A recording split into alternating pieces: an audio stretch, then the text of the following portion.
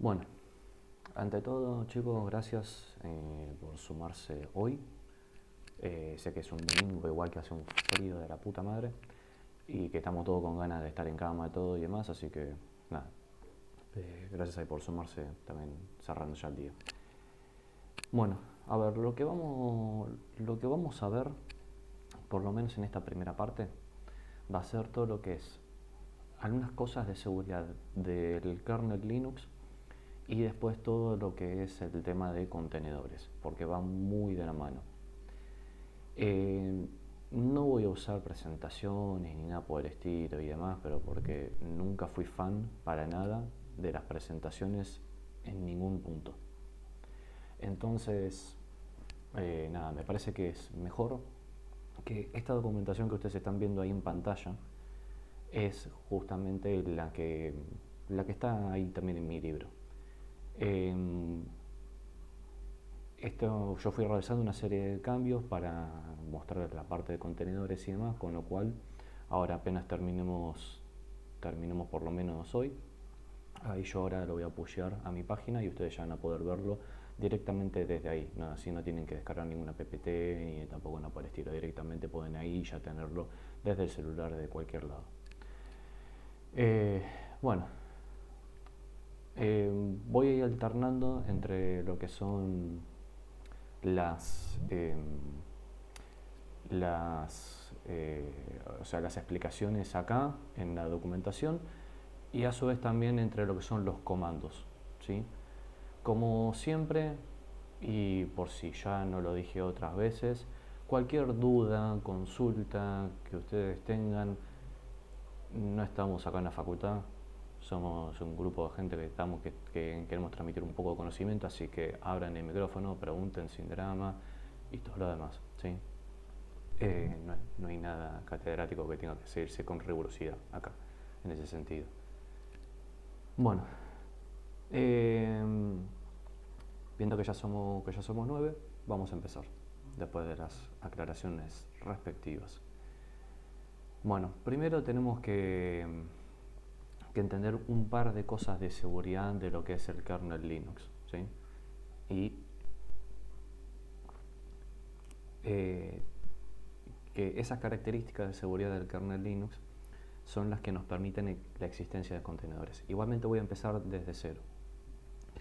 Para quien no lo sepa, porque siempre puede haber alguien que no lo sepa, Linux es un kernel, no estamos hablando de un sistema operativo completo, sino que Linux es simplemente un kernel.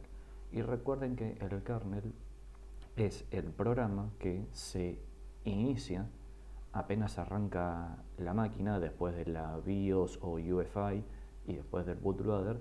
Es el primer programa del sistema operativo que arranca. Como es el primer programa del sistema operativo que arranca, ese programa, el kernel, o sea, el núcleo en español, controla todo en el sistema, porque todos los programas que se ejecutan posteriormente después del kernel dependen, justamente del mismo, o sea, del núcleo, para poderse ejecutar. El kernel es el que controla el comportamiento y la relación que hay entre los programas y el hardware, cómo se maneja la memoria y mil filigranas más. Por eso mismo es que cuando uno instala un driver, lo instala sobre el kernel de ese sistema operativo. Y es por ese motivo que entre distintas versiones de Windows los drivers pueden no ser compatibles, porque puede o no haber cambiado el núcleo también. Tenemos dos grandes vertientes de lo que son los kernels en los sistemas operativos. Aunque hay otros tipos de kernels también, pero vamos a hablar de las dos grandes vertientes que se utilizan hoy en día. Por un lado tenemos los microkernels. Los microkernels son aquellos que simplemente proveen el acceso respectivo a lo que es el procesador, la memoria RAM y el medio de almacenamiento. Nada más. Mientras que, por otro lado, tenemos los kernels monolíticos o macrokernels. Los kernels monolíticos o los macrokernels son todos aquellos que integran además todo el resto de drivers para acceder al sistema de archivos, acceder incluso a la tarjeta Wi-Fi lo integran todo dentro de sí mismo. No vamos a entrar en las desventajas de cada uno, pero sepa que existe esa diferencia grande. Y esa diferencia hace mucho también a las capacidades que tiene ese kernel. Del lado de los microkernels tenemos sistemas operativos como Windows, que sí utiliza un microkernel, Windows. Tenemos también Redux, un sistema operativo bastante nuevo en ese sentido, entre otros. Por el lado de los macrokernels tenemos FreeBSD, tenemos Linux, tenemos históricamente en realidad cualquier tipo de Unix derivado, inclusive Mac, que está basado en FreeBSD 4.4, son todos kernels monolíticos. Y una de esas características de los kernels monolíticos es que justamente como integran todo dentro de sí mismos, con capacidad para descargar y cargar en memoria dinámicamente, ¿sí? Pero no nos metamos en eso. Lo que tienen es que pueden manejar toda la seguridad del sistema operativo.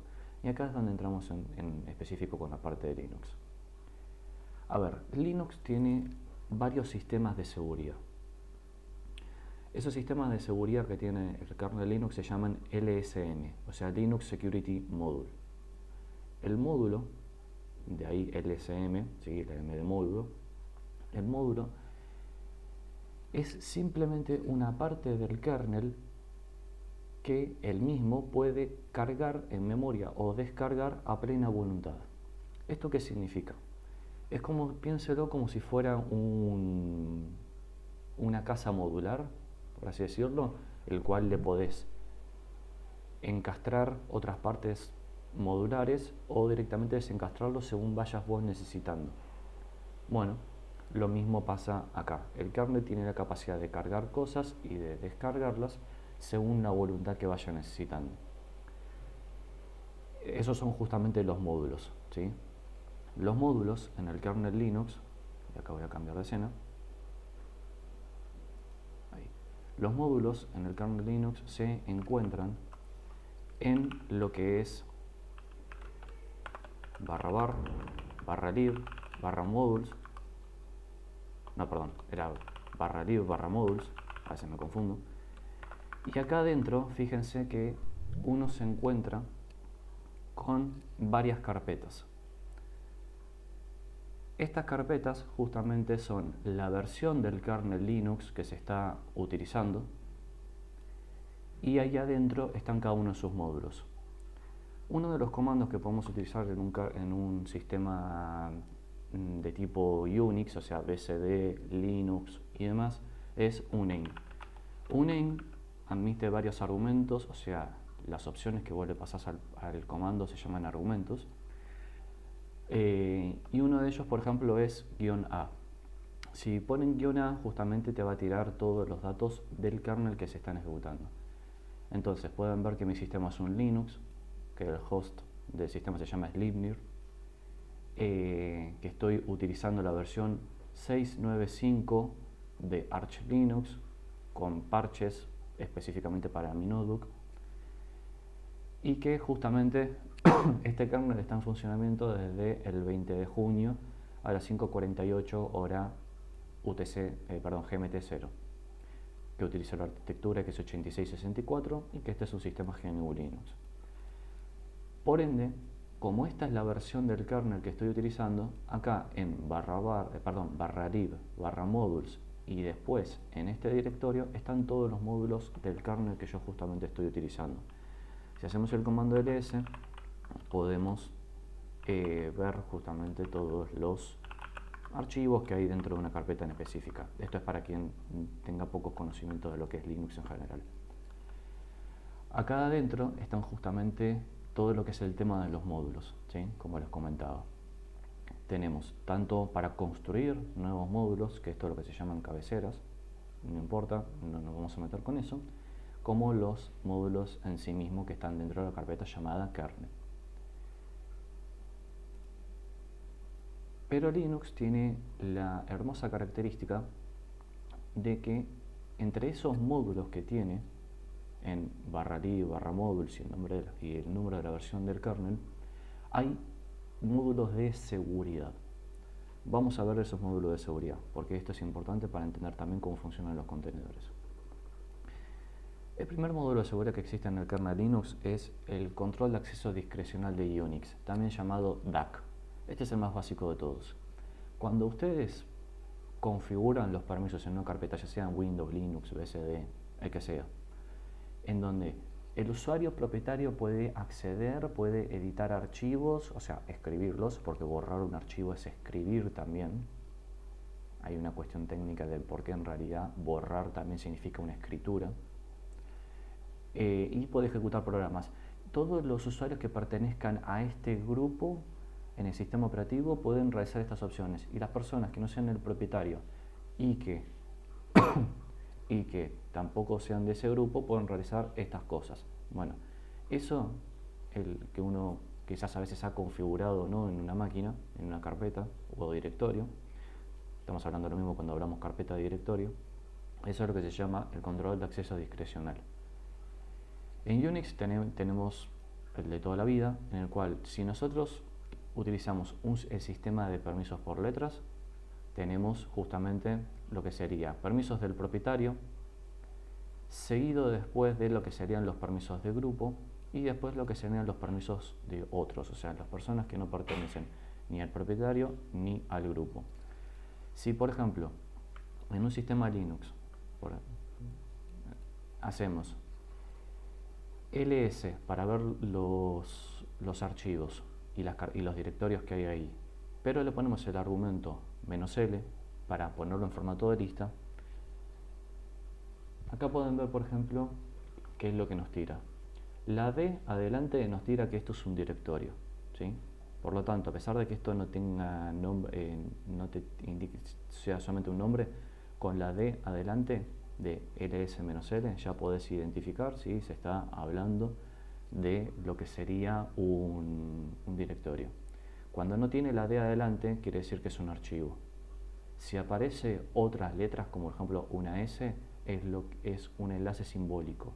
El enlace simbólico es el equivalente a Windows de los accesos directos. Pero acá viene la cosa importante. Como pueden ver, yo les dije que si nos fijamos en los permisos por letras, tenemos primero los permisos de propietario, los permisos de grupo y después los permisos de otros. Siempre son de a 3 letras. ¿Por qué? Porque es lectura, o sea, la R de read, escritura, la W. Y recuerden lo que dije, el borrado involucra a bajo nivel una escritura también. Por lo tanto, si yo no tengo permisos de escritura, hay veces en donde las propias herramientas que estás utilizando te van a decir permiso denegado, porque trabajan de una manera en la cual detectan que si no tiene permiso de escritura no te deja. Y hay otras herramientas en donde hacen una separación muy transparente y demás. Y esto lo sé porque me he encontrado con estas diferencias en algunas distribuciones Linux, y cuantas más viejas son y más dispares son, más fácil es encontrar este tipo de cosas. Entonces, lectura, escritura, la X que aparece acá es de ejecución, y acá les comento una cosa. Los directorios en un sistema operativo no contienen datos adentro. Los directorios en un sistema operativo son simplemente un puntero que le dice, mira, este directorio que aparece acá, este directorio que aparece ahí,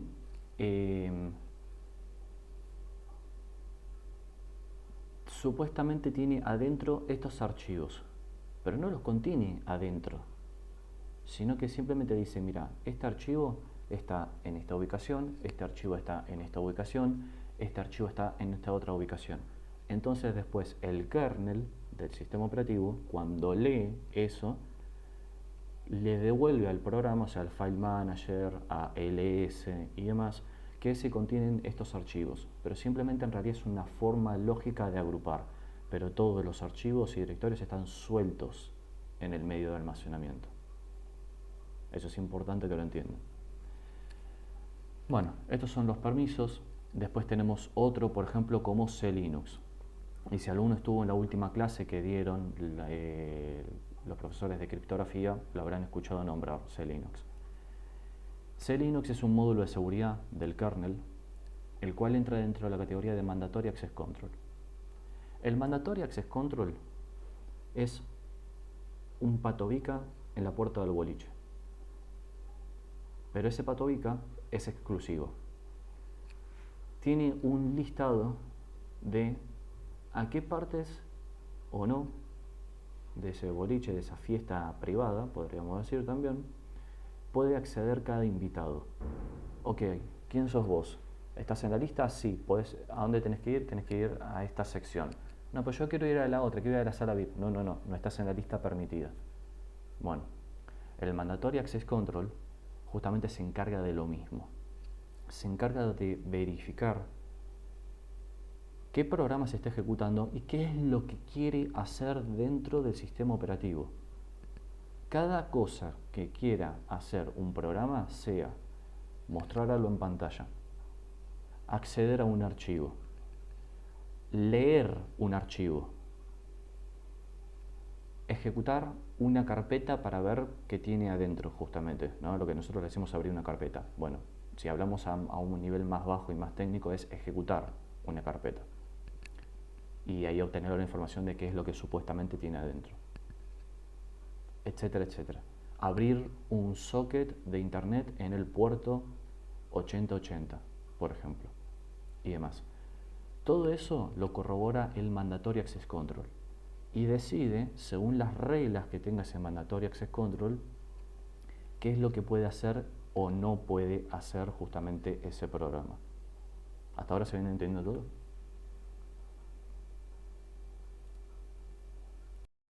Perfecto. Bien, excelente. Bueno, eh, hay dos grandes Mandatory Access Control en realidad en lo que es el kernel Linux. Primero tenemos el C-Linux, ¿sí? Que C-Linux ya, como comenté, si estuvieron en la última clase de criptografía lo habrán escuchado hablar y al profesor mucho no le gustaba C-Linux, pero la realidad es que es uno de los sistemas de seguridad más potentes que hay en los sistemas operativos hoy en día. Y ahora les explico por qué. C-Linux es un módulo de seguridad del kernel, ¿sí? O sea, un LSM, Linux Security Module. Fue creado por la NSA y Red Hat Enterprise Linux, es la empresa privada que ofrece Linux empresariales más valiosa del mundo, en el 22 de diciembre del año 2000 y se introdujo como parte del kernel en la versión 2.6 en el 8 de agosto del 2003. Las reglas de C-Linux están almacenadas en User, Share, C-Linux, Targeted. Y tiene una característica. Puede haber C-Linux, a diferencia del otro gran Mandatory Access Control, que es AppArmor, que está más abajo, tiene una característica.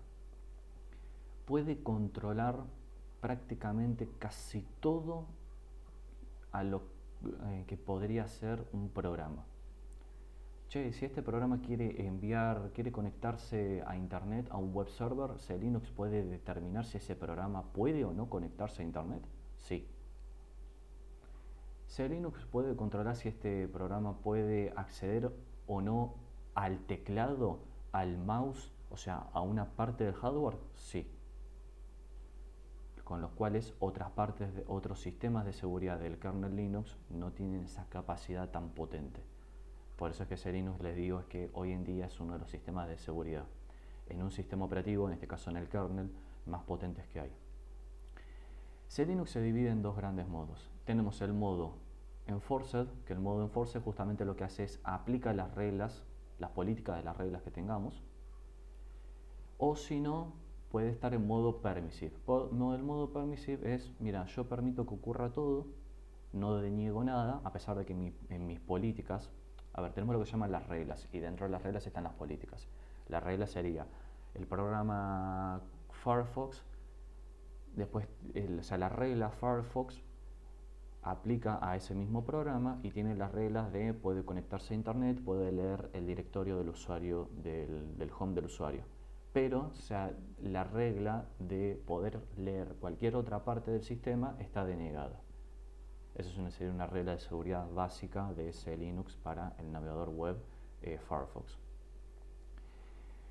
Ahora, ¿qué pasa? Cuando esas reglas no se aplican, sino que simplemente están monitorizando, lo tenemos en modo permissive. Y acá, igualmente después se lo voy a volver a recordar, pero acá les digo una cosa. Kubernetes, Cassandra, ¿cómo era que se llamaba este otro clúster que ahora no me acuerdo? Bueno, en general, todo lo que sean clústeres no tienen el soporte para funcionar con C-Linux en modo enforced. Kubernetes, Cassandra, Docker Swarm y otros van a crashear si el C-Linux está en modo enforced, ¿sí? Ya vamos a ver cómo verificar en qué modo está y demás. De hecho, incluso acá abajo tienen también la nota, ¿sí? Kubernetes no es totalmente compatible con este sistema de seguridad y por eso pide que deshabilites al momento de instalarlo. Igualmente están trabajando, ¿sí?, en hacerlo compatible. A ver, C-Linux, como les dije, es extremadamente potente, pero apunta no solamente a un programa, ¿sí? No apunta solamente a un programa, sino que apunta a todo componente del sistema operativo, todo. Ah, entonces, Joaco, ¿puedo poner una regla de C-Linux a mi documento? A un documento sobre que estoy editando, pero que no confío si no viene ese documento de Word infectado adentro. Sí, puedes aplicarle una regla de C-Linux a un documento que te envíen de Word, si querés. Que te salga bien o no, en que lo hagas bien esa regla, es otra cosa, pero lo podés hacer también. Por eso es que es tan potente, tan potente.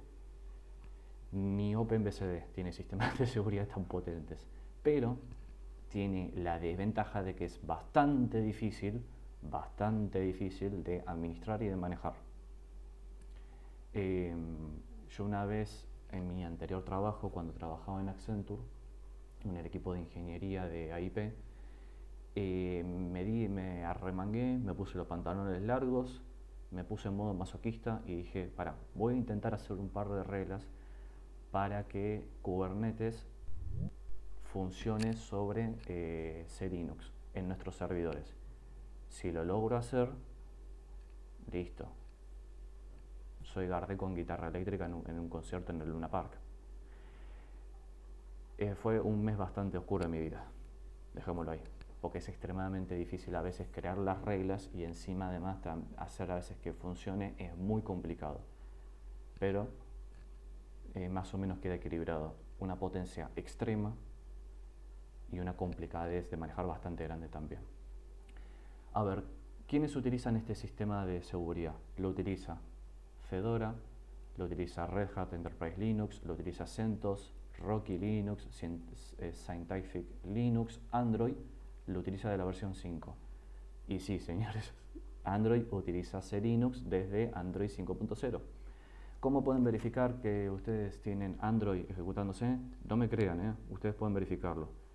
Se van a Settings en los que tengan dispositivos Android, los chetos que anden con iPhone, acá esto no aplica porque es otro sistema operativo, pero los que tengan Android van a Ajustes, van a Sistema, van a lo que son las opciones las opciones de desarrollador no. Van a Ajustes, van a About Phone o sobre el teléfono, y si van hasta abajo de todo, les va a aparecer, a mí acá me aparece, pero no quiero ver que vean cierta info, les va a aparecer justamente qué versión de C-Linux están utilizando y si está enforced o no.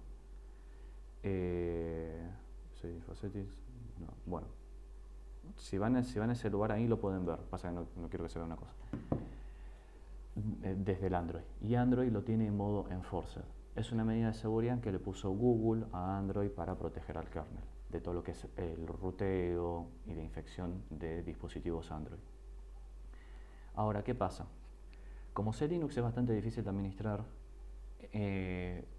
se creó se impulsó otra alternativa, que había también un Mandatory Access Control, que recordemos es un patobica que va controlando que un determinado programa o archivo qué es lo que quiere hacer y si lo tiene permitido o no, básicamente.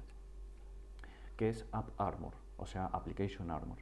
AppArmor es otro LSM, o sea, Linux Security Module, pero que también entra dentro de la categoría de Mandatory Access Control. Fue creado por Immunix en 1998 y desde el 2009 lo mantiene Canonical. Canonical es la empresa que crea Ubuntu Linux, ¿sí? Las reglas de AppArmor están almacenadas en etc apparmor.di.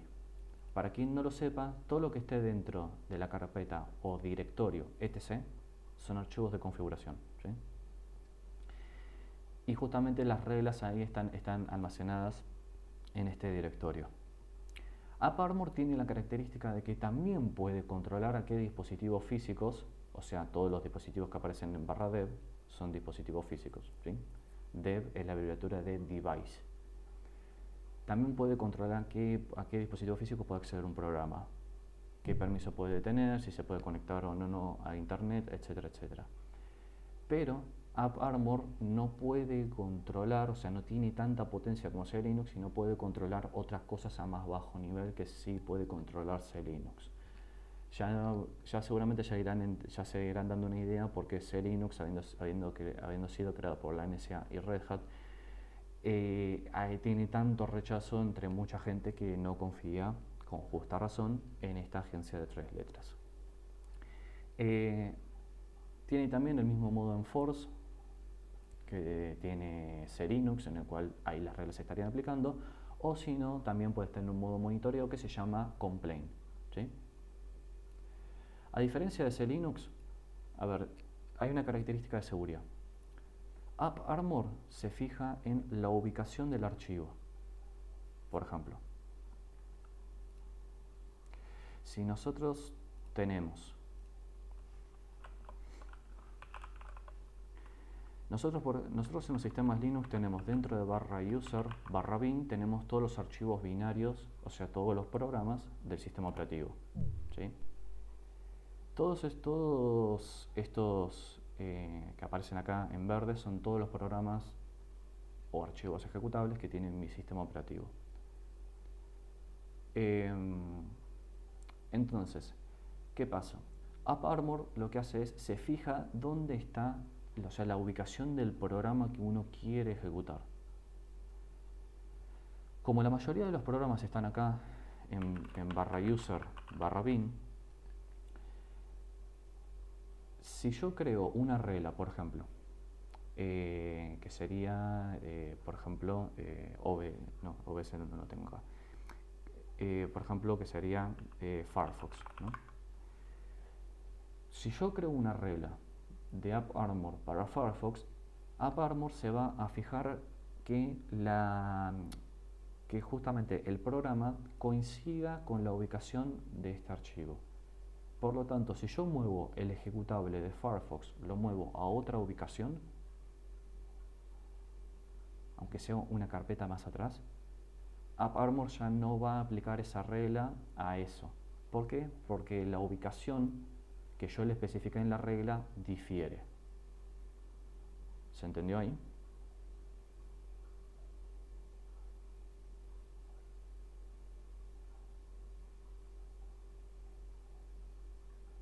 Perfecto. Ahora, la gran diferencia, y por eso mismo también es que Linux es más potente, es que Linux no se fija dónde está el programa, perdón, dónde está el programa que yo estoy ejecutando para saber si aplico o no la regla. No, Linux directamente le pone un tag, o sea, una etiqueta al programa, se lo pone directamente, o sea, al archivo binario le añade una etiqueta directamente en el archivo binario. Con lo cual, si yo muevo de ubicación Firefox, no importa, Linux, como le añadió esa etiqueta directamente al archivo binario, esa etiqueta, cuando yo muevo el archivo para cualquier lado, va también con esa etiqueta, porque está embebida, o sea, está dentro de ese archivo binario. Entonces, no hay forma de que Linux no aplique la regla que ya está creada. La va a aplicar sí o sí. La única forma de que no la aplique es que vos copies el binario y le borres la etiqueta. Si le logras borrar la etiqueta, ahí sí C-Linux no va a aplicar la regla, ¿sí? Es una de las pequeñas grandes diferencias que tiene. Y ahora ya van a ver también por qué les estoy mostrando todo esto antes de hablar específicamente de contenedores. Porque los contenedores usan todas estas medidas de seguridad. Y lo que quiero es que, a pesar de que sea una explicación densa y con mucha cosa y que probablemente muchos tengan que quizás rever este video, igualmente puedan entender cómo es que funciona un contenedor y no simplemente que es magia arcana, porque no lo es, ¿sí? Justamente lo que quiero es que lo puedan entender. Entonces, otro módulo de seguridad, AppArmor lo utilizan los sistemas basados en Debian, o sea, Ubuntu, Mint, etc. Lo utiliza SUSE, SUSE Enterprise Linux utiliza AppArmor, lo utiliza Arch también, lo utiliza Alpine, entre otros sistemas. Y tiene la ventaja de que es muchísimo más fácil de administrar que C-Linux. Y C-Linux a veces suele ocasionar problemas por esto de que embebe, o sea, deja adentro el tag en los archivos para aplicar o no la regla independientemente de donde esté ubicado el archivo. Hay una cuestión de problemas de compatibilidad que termina ocasionando que entre los sistemas Linux y Windows, cuando se comparte un punto de montaje, como puede ser por ejemplo Samba, para compartir una carpeta en red entre un Windows y un Linux, se utiliza el protocolo Samba o SMB. Bueno, hay un problema, y es que del lado de Windows suele haber incompatibilidades. No tiene por qué darle Windows, no tiene por qué darle soporte si o si hace Linux. O sea, es otro sistema operativo y más, no tiene por qué darle soporte. Entonces, cuando hay directorios, o sea, carpetas, estamos hablando de lo mismo cuando decimos directorio carpetas, compartidas a través de Samba o SMB, lo recomendable es no aplicarle una regla de C-Linux a eso, sino simplemente utilizar AppArmor, porque AppArmor, al no embeber el tag ahí adentro del archivo, evita ese problema de compatibilidad entre Windows y Linux a la hora de compartir la carpeta en red. Después tenemos otros módulos de seguridad como es Tomoyo, Llama, etc. Que eso no lo vamos a ver. Tenemos otro módulo de seguridad que se llama Lockdown y se introdujo muy recientemente, se introdujo en la versión 5.4 del núcleo. Estamos actualmente, a ver en qué versión estamos. Estamos en la 6.9 y tengan en cuenta que el kernel Linux es la pieza de software que más rápido avanza y evoluciona en toda la historia, porque está constantemente con cambios, pero de millones de líneas de código entre cada versión, con lo cual en realidad se introdujo hace relativamente poco, creo que se introdujo hace 3 años, más o menos por ahí. A ver, lo que hace es lo siguiente, esta es la aplicación técnica, todo esto es la explicación técnica, pero yo se los voy a pasar a criollo y a cristiano. Vieron que les comenté el tema de que los kernels monolíticos como Linux pueden tener los módulos, que son partes del kernel que el kernel mismo puede cargar o descargar según vaya necesitando, y de esa manera ahorrar memoria. Eso lo habían entendido, ¿no? ¿Eso se entendido todo? Esa parte de que es un módulo. Bueno. Ahora, ¿qué pasa? Lockdown es una medida de seguridad que tiene el kernel Linux para permitir si que una vez que arranca el kernel, si puedo o no cargar o descargar módulos. Piensa en lo siguiente. Si yo infecto una máquina, un servidor Linux, por ejemplo, que, a ver, para quien no lo sepa, a ver, les comento un poco cuál es mi experiencia para que se dé una idea del por qué también estoy diciendo muchas cosas de las que digo, ¿sí? Porque lo digo en base a experiencia laboral de muchos años. Estuve 2 años y 2 meses en Accenture, en soporte, después en Enablement, levantando los entornos cloud, y después el equipo de ingeniería, teniendo a mi cargo los contenedores base que se utilizaban en todos los clientes en los clústeres de Kubernetes de Accenture. Por lo tanto, lo que yo hacía y lo que yo decidía cuando pasé al equipo de ingeniería, cuando había estado en el equipo de ingeniería, determinaba justamente qué es lo que iba a pasar en los clústeres de Kubernetes y en los contenedores de todos los clientes de Accenture. Entonces hay muchas cosas que he aprendido de qué hacer y qué no hacer justamente en base a esa experiencia de ese tiempo. Y desde hace 5 años estoy como el líder de equipo de todo lo que es el área de la parte de nube en Base 4 Security, una de las empresas fundadoras de la Ecoparty. Y justamente tengo a mi cargo todo lo que son los clústeres de Kubernetes y demás internos de la compañía. Sí, no, a ver, no es que era el que tenía la varita de la orquesta, porque el que está viendo la grabación no está viendo el chat, pero Gerard dice el que tenía la varita de la orquesta. No era el que tenía la varita de la orquesta en sí, sino que era, podríamos decirlo así, el compositor de la orquesta. Y después, nada, eso tenía que ser aprobado por el manager, del manager, del manager, del manager, y así, entre otras cuestiones. Toda esa experiencia y estrés que me comí esos 3 años y pico, me dieron justamente el conocimiento de muchas cosas que no se tienen que hacer y muchas cosas que sí se tienen que hacer, y que justamente mi idea es transmitírselos acá, en esto que está escrito. Pero bueno, Lockdown lo que permite es, una vez que el kernel se inició, ¿puedo cargar o descargar módulos?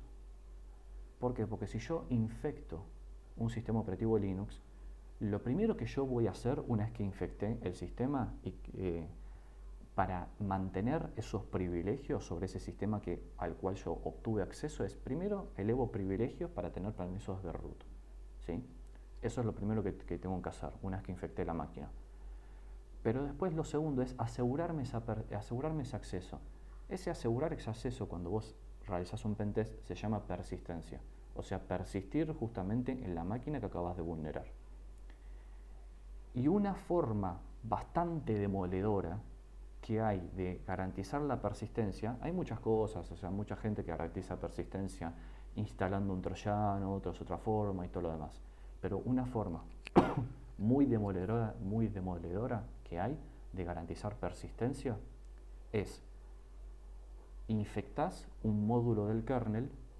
Entonces, como es un módulo del kernel, no es un programita que se ejecuta ahí con determinados permisos y que el mandatory access control, como CLinux o AppArmor, puede o no frenar.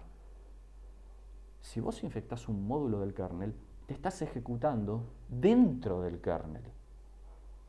Por ende, sos el amo y señor, el zar, la zarina de ese servidor. Haces lo que se te cante la gana si infectás un módulo del kernel. Porque el kernel es el primer programa del sistema operativo que se ejecuta y es el que controla todo. Entonces, Lockdown es un módulo de seguridad, o sea, un LSM, que básicamente... no, yo no lo escucho. Simplemente es una analogía que me gustó hacer. Entonces, Lockdown justamente lo que viene a hacer es, si Lockdown tiene 3 modos, Lockdown. Tiene el modo Integrity, tiene el modo deshabilitado, el modo Integrity y el modo Confidentiality.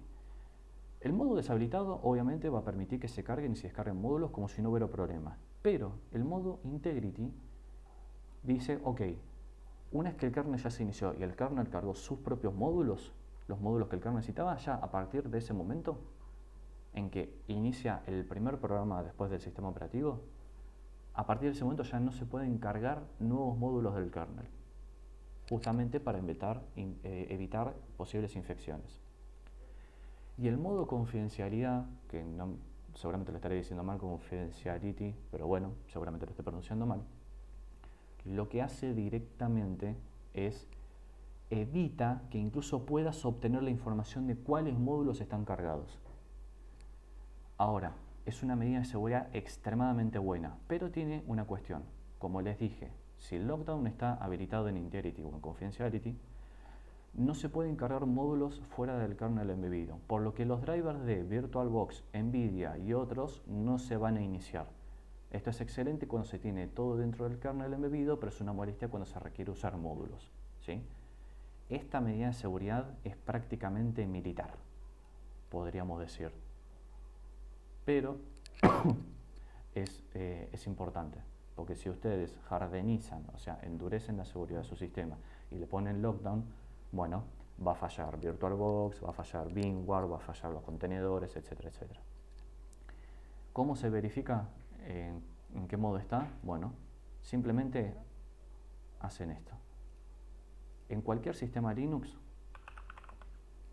lo que hacen es, hacen cat, que para quien no lo sepa, es para ver dentro la información que hay dentro de un archivo, y le hacen cat a sys, que sys es la carpeta que contiene toda la información del kernel, sys kernel security y el archivo lockdown. Justamente, fíjense, les va a marcar entre corchetes cuál es el modo en el que está el lockdown actualmente. Fíjense que ahora mismo en mi máquina está en modo none. No está en ninguno de estos dos. ¿Por qué? Y porque yo en esta máquina también juego y demás, entonces el driver de Nvidia se está cargando y descargando cada vez que juego o cierro o abro Steam. Entonces, si no quiero tener todos los módulos cargados y consumiendo memoria y por ende energía a lo pavote todo el día, tengo que tenerlo por ahora deshabilitado. Pero hay otras veces en donde lo habilito. Bueno, ahora, después de tragarse todo esto, vamos a lo que es la parte de los contenedores como tal, después de todo esto. Acá en este capítulo, el de seguridad, hay un montón de cosas de seguridad del kernel, de seguridad del kernel, seguridad para todo lo que son el resto de programas, etcétera, que si quieren ir aprendiendo pueden ir leyendo. Igual les digo que es bastante denso técnicamente, así que si se pierden, nada, ya saben. Me mandan un mensajito, juego con la puta que te parió, me dejaste la cabeza quemada y nada, y les digo bienvenidos al mundo de informática, porque eso es lo normal. Bien, vamos a la parte de los contenedores y ahora van a ver por qué toda la introducción anteriormente es necesaria, para que entiendan cómo funciona y no que sea simplemente una cosa arcana. En el kernel Linux tenemos una característica que no es un módulo de seguridad, pero tenemos una característica que se llama cgroups. Los cgroups son justamente los control groups, ¿sí? Y le permiten al kernel delimitar a un proceso cuánto puede acceder de CPU, RAM, almacenamiento, etc. Por eso mismo es que les comentaba antes. Recuerden que el kernel es el primer programa que se ejecuta en el sistema operativo. Y después es el kernel el que ejecuta el resto de cosas. Y como es el kernel el que interactúa con el hardware, es el que controla cómo los demás programas van a interactuar con el hardware. Entonces, justamente Linux tiene los control groups, que la abreviación es cgroups, y eso es lo que le permite controlar cuánto CPU, cuánta memoria RAM y demás puede utilizar un programa, ya que el kernel controla todo. Hay una característica que se añadió a partir del 2013, y esto es importantísimo, que es una característica de seguridad, y se llaman namespaces. Los espacios de nombres, que esa es la traducción al español, proveen además la capacidad de que un grupo de procesos no puedan ver ciertas partes del sistema. Fíjense que ahora los namespaces se vuelven una característica de seguridad. Ahora, el cgroup no solamente permite delimitar cuánto puede utilizar de CPU, RAM, disco y demás un proceso, sino que además también con la versión 2 de cgroups permite controlar qué partes del sistema puede ver o no un proceso o un grupo de procesos. ¿Se entendió hasta ahí?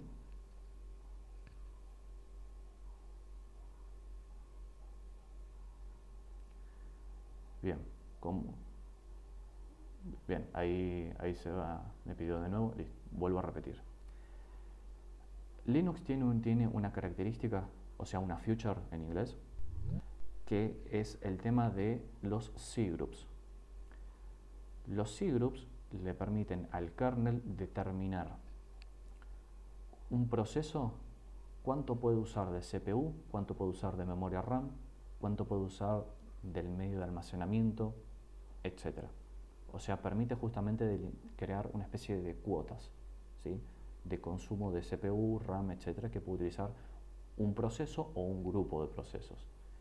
Pero a partir de la versión 2 de cgroups, que salió en el 2013,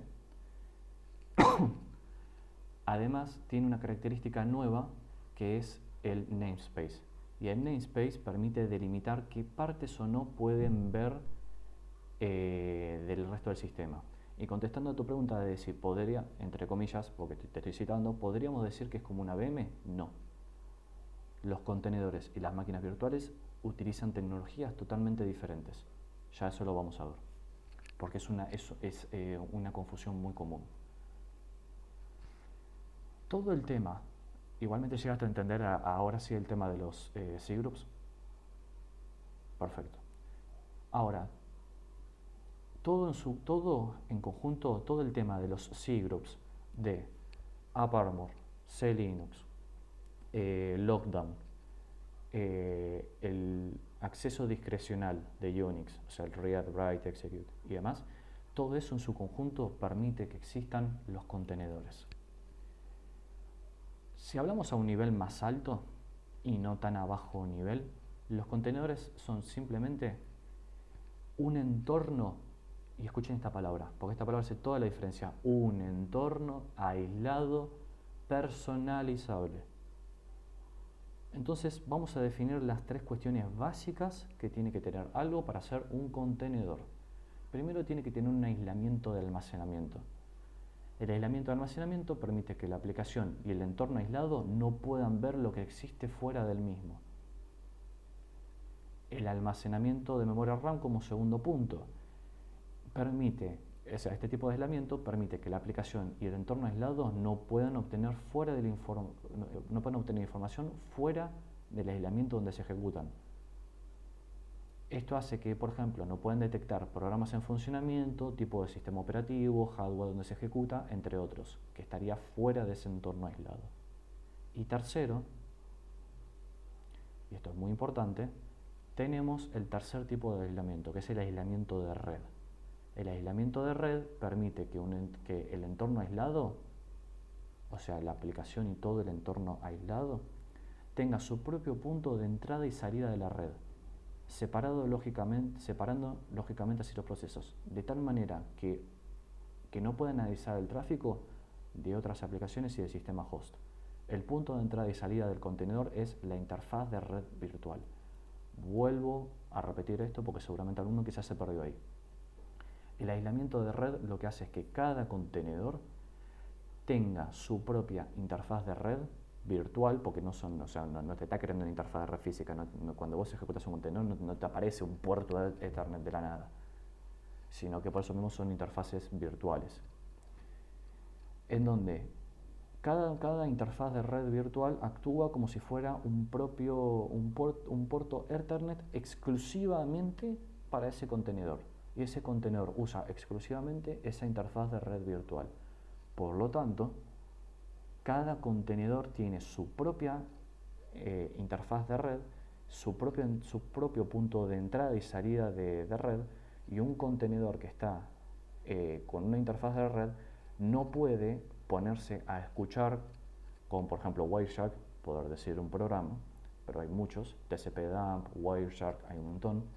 No puede escuchar en la interfaz de red física y por ende saber todo el tráfico que está pasando. ¿Se entendió eso?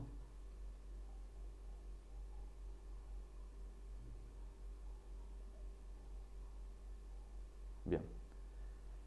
Estos tres tipos de aislamiento es lo que hace a un contenedor. Y ahora, en respuesta también a la pregunta de Seba, Te hago una consulta, Joaquín. sí, obvio. Eh, Cuando vos decís estos tres hacen un contenedor, ¿te referís a un solo contenedor o pueden ser varios? No, pueden ser varios. Yo he manejado clústeres de Kubernetes eh, con 135 contenedores ejecutándose a la vez y todos bien aislados. Por lo tanto, en realidad no determina el límite de contenedores. No hay que. Bueno, ahora, contestando la pregunta de Seba, tenemos las diferencias. A ver, un contenedor se diferencia de un sandbox en que el contenedor tiene todo el entorno necesario para simular una instalación completa sin serla realmente. Algo que también yo no les he comentado es que cuando cambié la empresa que estoy ahora, AC4 Security, estuve 2 años y medio también en el equipo de pentesting, a la vez que estaba en el equipo cloud, o sea, estaba en 2 equipos a la vez. Y algo que pasa es que cuando vos infectás una máquina, podés saber si estás en un sandbox porque cuando querés obtener información por afuera, todo te da permiso denegado, todo te da permiso denegado. Ah, bueno, infecté el programa. A ver, quiero ver los archivos que hay en el programa, donde se está ejecutando el programa. Permiso denegado. Bueno, a ver, quiero consultar este archivo. Permiso denegado. Bueno, a ver, ¿qué versión de sistema operativo estoy ejecutando? Permiso denegado. Bueno, a ver, ¿qué procesos tengo? Permiso denegado. Toda información que vos querés obtener, permiso denegado. Eso hace un sandbox. Cuando vos estás como atacante dentro de un sandbox, te das cuenta que estás dentro de un sandbox por eso, porque todo es permiso denegado. Todo o es no accesible. Todo. Pero hasta la cosa más boluda, todo es un permiso denegado o no accesible. Ahí ya la experiencia misma te dice, che, mira, estoy dentro de un sandbox. Pero la diferencia entre un sandbox y un contenedor es que el contenedor tiene el entorno. Sí, hay manera de pasar los sandbox. La diferencia es que principalmente el contenedor tiene todo el entorno. El contenedor tiene los archivos, bibliotecas, directorios, carpetas, que es lo mismo directorio y carpeta, pero tiene toda la estructura para que vos dentro del contenedor, si no sabes específicamente qué buscar, decís, ah, ok, estoy en un servidor, estoy en un sistema operativo instalado normalmente. ¿Se entiende esa diferencia?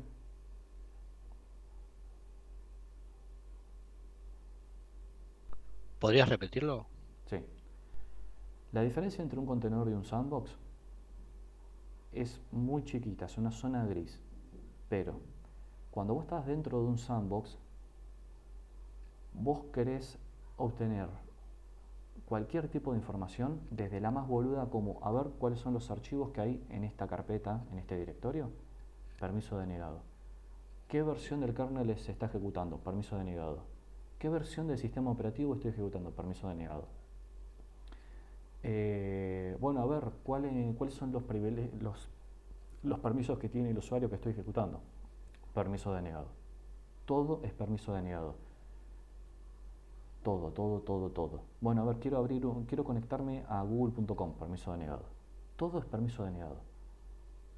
Eso hace el sandbox, mientras que el contenedor tiene todo el ambiente, o sea, el entorno necesario para que parezca una instalación completa del sistema y no un entorno aislado. ¿Se entiende? Bien, perfecto. Esa es la diferencia entre un contenedor y un sandbox.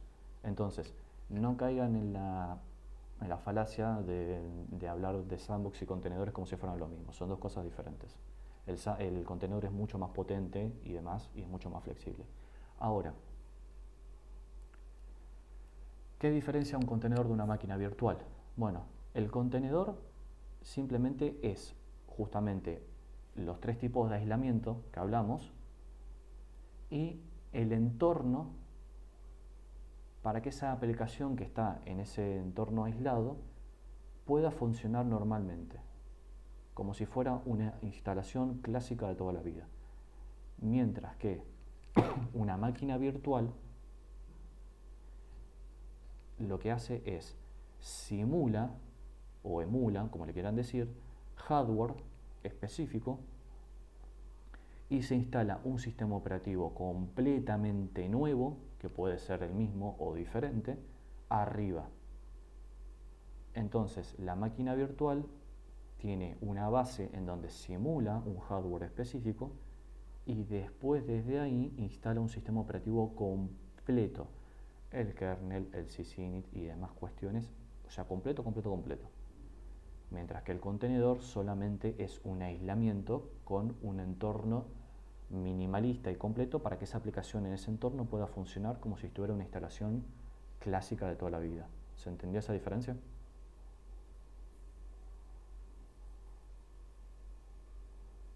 Bien. A ver, acá hay una cuestión acá de lo que es personal mío, que, a ver, cuando estamos hablando, a la pregunta que hizo Seba de ¿no se podría poner un SEO en un contenedor? Mira, si hablamos de un sistema operativo técnicamente, estamos hablando inclusive el kernel y demás, y que todo eso se ejecute. No puedes poner, o sea, no puedes ejecutar un kernel y arriba de eso ejecutar otro kernel a la vez, porque si no, ¿quién tiene prioridad a la hora del hardware, etcétera? Justamente la virtualización se encarga de aislar todo eso y simular un nuevo hardware de tal forma que justamente el kernel que se ejecuta arriba trabaja sobre ese hardware simulado. Por eso se llama máquina virtual. Ahora, hay una cosa en Internet que a mí no me gusta porque invita al caos total, o sea, a un aumento de la entropía del 7000% más o menos, que es que a containerización también se le llama virtualización a nivel del sistema operativo. Y esto es lo que invita a confusión. No confundan virtualización con contenedores, ¿sí? Yo estoy totalmente en contra de que se le diga a los contenedores virtualización a nivel del sistema operativo, porque invita a un mareo impresionante. Y después tenemos también otra diferencia. Mientras que los sandbox no usan un entorno y la virtualización usa un sistema operativo completo, los contenedores usan imágenes, que son archivos comprimidos que tienen la extensión .tar.gz, con lo cual los que tienen un poco más de conocimiento en Unix ya se estarán dando cuenta que como es un archivo .tar, tiene muchísimos archivos adentro, y como es gz, quiere decir que está comprimido con zip, o sea, con el zip de GNU. Entonces, como es un archivo tar, es ahí donde tiene internamente todos los archivos, directorios y demás para que parezca un entorno completo con sus archivos, directorios, etc. Y está comprimido con zip de GNU. Y esas imágenes es lo que usa el engine para crear contenedores nuevos. La imagen, piénsenlo de la siguiente forma. Piensen la imagen como un template, ¿sí? Y después cada contenedor es la aplicación de ese template de una forma específica. Entonces yo puedo tener una sola imagen, pero de esa sola imagen ejecuto 755.000 contenedores diferentes. En uno tengo una base de datos, en el otro tengo el web server, en el otro tengo el backend, en el otro tengo el machine learning para la empresa que utiliza la placa de NVIDIA, pero todos pueden salir de la misma imagen. ¿Se entendió eso?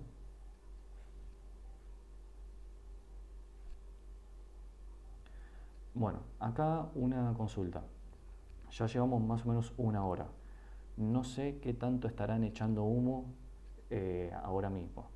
¿Quieren hacer 10 minutos y después seguimos? ¿O quieren seguir como ustedes quieran? Ustedes digan, yo no tengo ningún problema.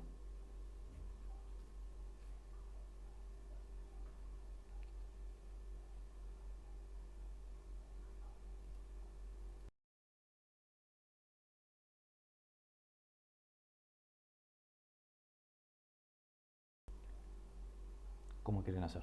¿Quieren seguir? ¿Quieren hacer 10 minutos de descanso? Si querés, pará 5 minutos y retomamos. Dale, dale. Hagamos 5 minutos, así de paso me preparo un café nuevo, antes de que me quede la garganta seca, y seguimos. Yo igualmente la grabación va. Bueno, acá volviendo al break, seguimos. Ahora, todo este tema de los contenedores es muy general.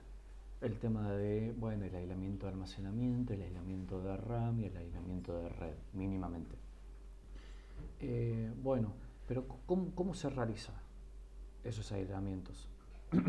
¿Cómo se realiza el intercambio de información permitido o el que no está permitido, etcétera, etcétera. ¿Cómo se tiene que realizar todo ese aislamiento, el procedimiento? Porque hablamos en términos muy generales, no hablamos en específico. Bueno, para eso es que existe el estándar que se llama OSI. Para todo lo que es contenedores existe la Open Container Initiative. La Open Container Initiative justamente es un protocolo abierto, o sea, quiere decir, perdón, es un estándar, no un protocolo, es un estándar abierto, accesible por todo el mundo, que justamente viene a estandarizar cómo funcionan los contenedores a nivel de ejecución. Por ende, todos los programas o engines, que son los que se encargan de crear los contenedores, mientras respeten el estándar OSI, son retrocompatibles entre sí. Y se asegura que todos los programas que respeten el estándar OSI funcionen de la misma manera y por ende las aplicaciones que están dentro de ese contenedor funcionen independientemente de si estamos ejecutándolo sobre un engine o en otro. Ahora, ¿cuáles son los engines que tenemos que respetan el estándar OSI? O sea, el estándar de la Open Container Initiative. Bueno, primero tenemos Docker, que a ver, acá tengo que hacer una aclaración importante. La mayoría de la gente, y seguramente muchos de los que me están ahora escuchando estarán incluidos, piensan que Docker es un engine de contenedores, o sea, es un motor de contenedores. No. Docker es la empresa. El engine en realidad se llama Moby. Y si no me creen, acá pueden ir a la URL de cuando en el 2017, el 18 de abril del 2017, se anunció, Docker anuncia el proyecto Moby, un nuevo proyecto open source para el movimiento avanzado de la containerización de software. Por ende, es como decirle Mozilla cuando nos estamos refiriendo a Firefox, es como decirle Google a cuando nos estamos refiriendo a Chrome, ¿sí? Una es la empresa y el otro es el proyecto en sí mismo.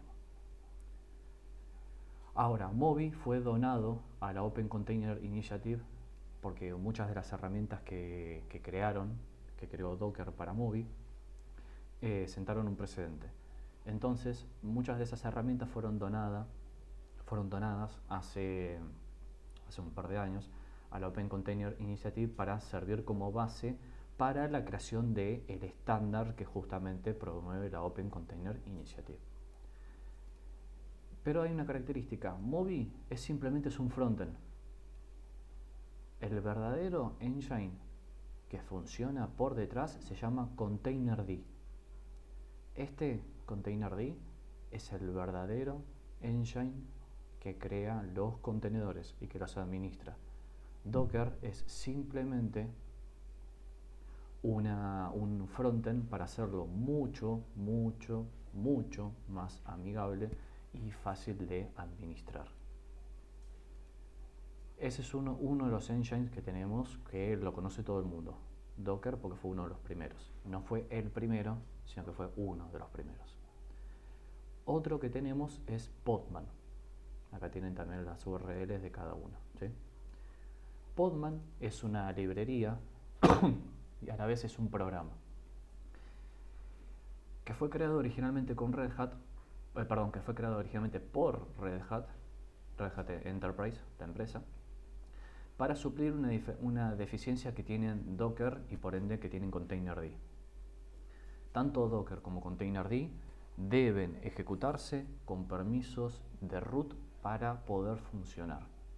Seguramente habrán escuchado, existe una vulnerabilidad en Docker que permite la escalación de privilegios.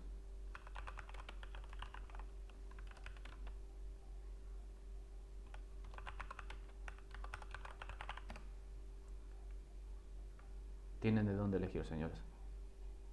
Miren que yo puse una cosa rápida, no me puse a buscar ninguna vulnerabilidad en específico.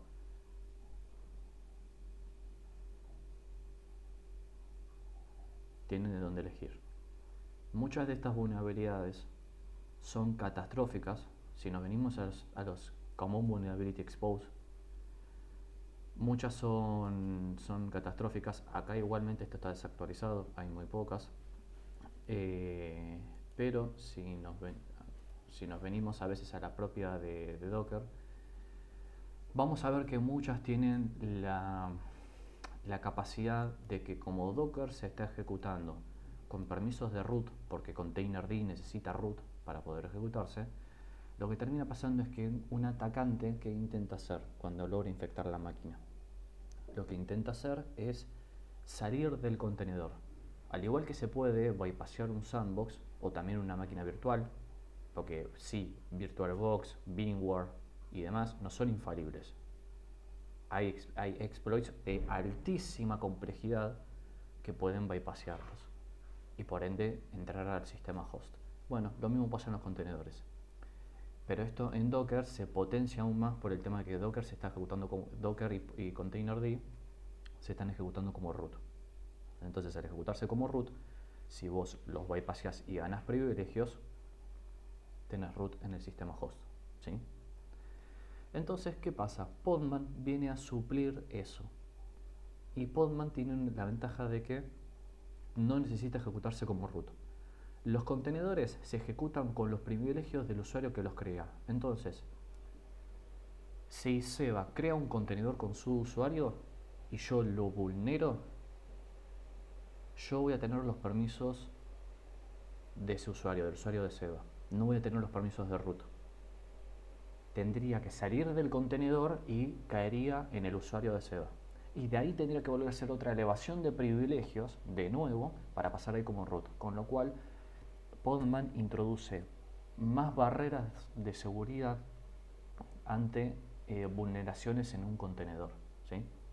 Esto lo que permite es reducir la exposición a ataques y elevaciones de privilegios. Por ende, como se ejecutan con los privilegios del usuario que los crea, es que se tienen que modificar el archivo subgid que está dentro de la carpeta etc, que recuerden que en etc es donde están todos los archivos de configuración, y el archivo subuid, que también está en la misma carpeta etc, para permitir un aumento en los archivos y descriptores abiertos por parte del usuario. Entonces, prácticamente lo que tienen que añadir en cada uno de estos es prácticamente esta línea. Le ponen el nombre de usuario de ustedes y le ponen esto de acá. Y ya a partir de ese momento Podman ya va a tener la cantidad de descriptores de archivo, no entraremos en qué es eso, necesarios para poder ejecutar contenedores sin ningún tipo de problema y demás. Pero además existe otro engine que se llama CRI-O. CRI-O es bastante nuevo, y está diseñado en exclusiva para funcionar en Kubernetes. Y acá ya se van dando una idea de que Kubernetes funciona con contenedores, porque estamos hablando de contenedores y acabo de nombrar que CRI-O, un engine de contenedores, está diseñado en exclusiva para funcionar en Kubernetes. Pero, al igual que Docker, necesita permisos de root para poder ejecutarse. El comando de CRI-O es cri-ctl.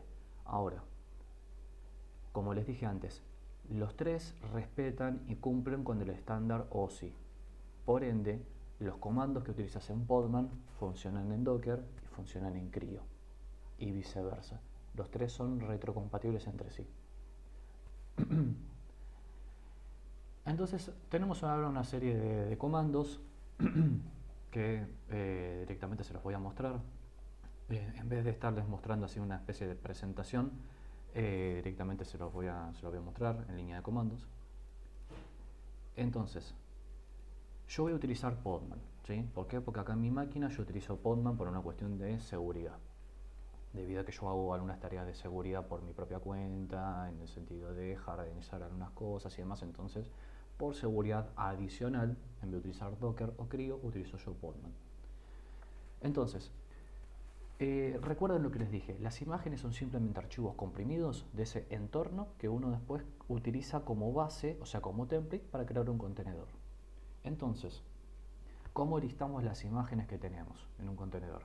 Recuerden que como todos son compatibles con el estándar OSI, los comandos son los mismos. Simplemente en vez de poner Podman, ponen Docker o ponen cri-ctl. Es lo mismo. Para listar las imágenes ponemos Podman, XTL, Docker, la que sea, ¿sí? Esto ya lo digo como para no repetirlo después a posteriori con cada comando. Y ponemos images. Esto justamente lo que va a hacer es listar las imágenes que tenemos. Entonces ustedes pueden ver que del repositorio docker.io yo tengo la imagen de Alpine.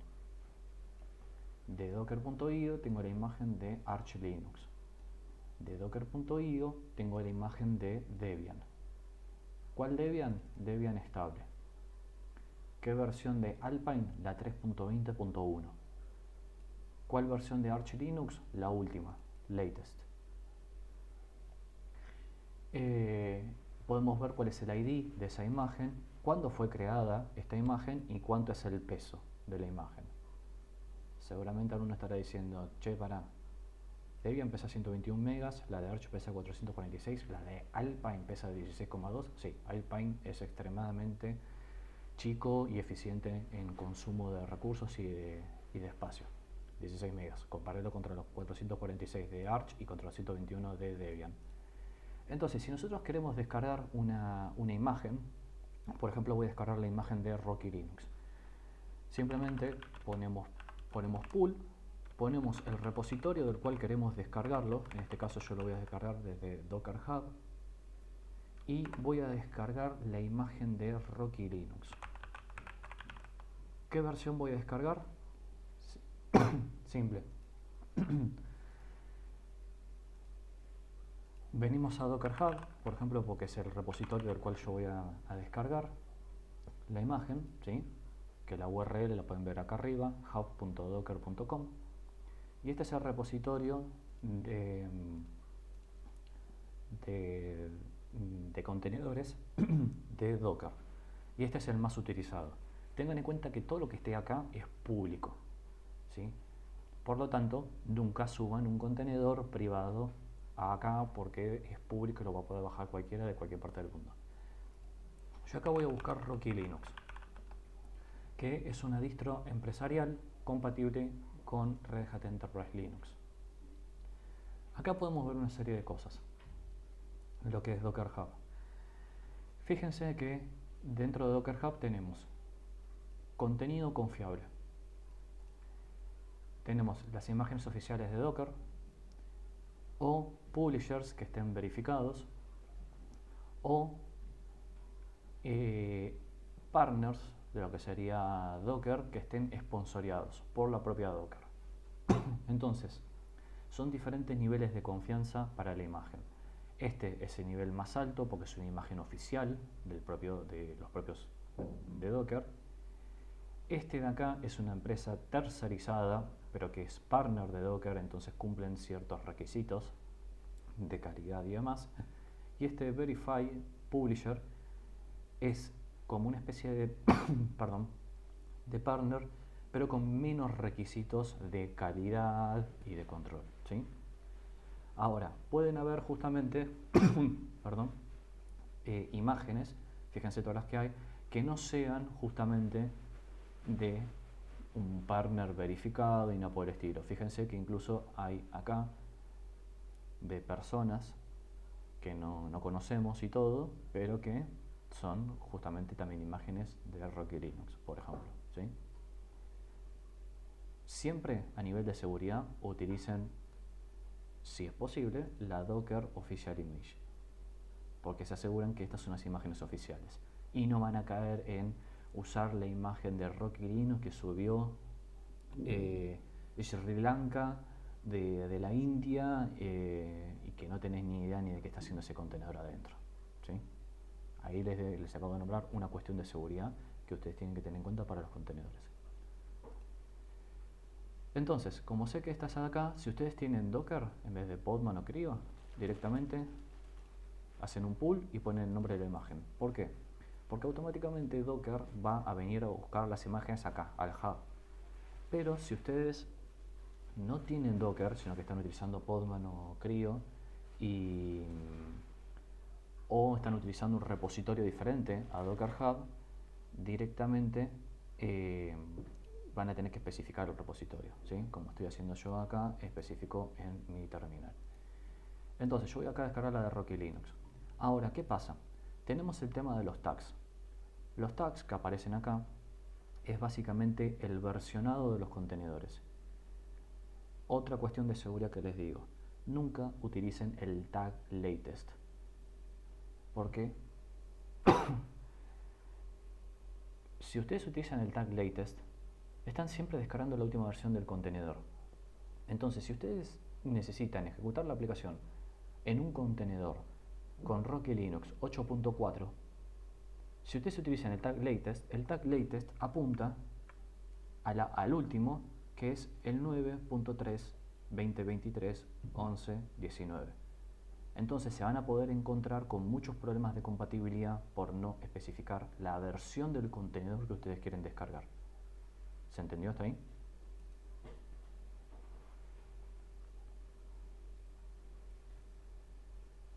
Perfecto. En este caso yo voy a bajar esta versión, no, voy a bajar esta acá, la 9.3-minimal. Esta es la versión que yo voy a bajar. Entonces, cuando hacemos un pull, ponemos el repositorio y el nombre de la imagen, 2 puntos y el tag que nosotros queremos descargar. Entonces, justamente va a empezar a descargar. Ahí fíjense que está descargando justamente la imagen, ¿sí? Listo. Ahí se descargó la imagen de Rocky Linux 9.3-minimal. Esto que me tira acá es el ID de esa imagen. Y esto que decía acá es justamente el archivo comprimido, ¿sí? Perdón, este de acá es el archivo comprimido de esa imagen en .tar.gz. Mientras que este de acá es el archivo que contiene la configuración de esa imagen. Eso lo vamos a ver más adelante. Entonces, si ahora hacemos, voy a limpiar un poco la pantalla, si ahora hacemos podman images, vamos a ver, por ejemplo, que me aparece la de Rocky Linux que yo acabo de descargar, ¿sí? Fíjense, prácticamente pesa prácticamente lo mismo que lo que pesa Debian. Bueno, y después tenemos diferentes comandos. Tenemos si queremos crear un contenedor standalone, no estamos hablando de contenedor en Kubernetes ni nada, estamos hablando de contenedores standalone. Si queremos crear un contenedor tenemos que poner docker run y podemos poner el ID de la imagen y después tenemos que poner cuál es el primer proceso que nosotros queremos que se ejecuta dentro del contenedor. En este caso yo voy a poner que es bash. Bash es la línea de comandos por defecto. Ahora, fíjense, yo le puse que me inicie este contenedor. Perfecto, pero no entré adentro del contenedor. ¿Cómo verifico qué contenedores se están ejecutando? Bueno, pongo podman ps y puedo ver que el contenedor que acabo de crear no está en funcionamiento. ¿Cómo sabemos si es ese contenedor? Porque fíjense en la imagen. El único contenedor que está en funcionamiento ahora, desde hace 12 horas, es un contenedor que está utilizando la imagen de Alpine, o sea, esta de acá. Mientras que nosotros lo habíamos creado utilizando la imagen de Rocky Linux. Entonces, ¿cómo verificamos el estado en el que está ese contenedor si no está en funcionamiento? Bueno, simple. Añadimos el argumento "-a". "-a" justamente es de all. Entonces, acá sí podemos ver todos los contenedores que están tanto en funcionamiento como los que no están en funcionamiento porque están parados, como los que tienen errores de funcionamiento catastróficos y crashearon. Entre ellos, acá aparece el contenedor que habíamos creado. Entonces, podemos ver que dice que fue creado hace 57 segundos y el estado actual es que salió, o sea, exited, hace 58 segundos. Este es el ID del contenedor, esta es la imagen que está utilizando, este es el comando, primer comando que utiliza adentro, o sea, este es el programa que se ejecuta en ese entorno aislado, hace cuánto fue creado, cuál es el estado actual, si tiene puertos, ¿sí? Este es el de Alpine, el de arriba, si tiene puertos con este aislamiento de red, y este es el nombre del contenedor. Ahora, yo quiero borrar este contenedor, digo, a ver, lo creé mal, quiero borrar este contenedor. Bueno, hacemos rm y ponemos o el ID del contenedor o directamente ponemos este nombre de acá. Yo estoy acostumbrado a poner directamente el ID. Entonces pongo 6CFF. Listo. Si me retorna el mismo ID, quiere decir que salió bien. Entonces, si yo ahora hago ps-a, voy a checar un toquecito la pantalla para que se vea mejor. Vemos que ahora no aparece el contenedor que creamos hace un rato. Pero bueno, yo quiero entrar adentro del contenedor. Y acá vamos a ir un poco más rápido. Volvemos a crear el contenedor. Si yo quiero entrar adentro del contenedor, tengo que especificar una serie de cuestiones. Primero tengo que especificar "-t". En Linux hay algo que se llama los TTI. ¿Todos saben lo que es TTI o se los explico?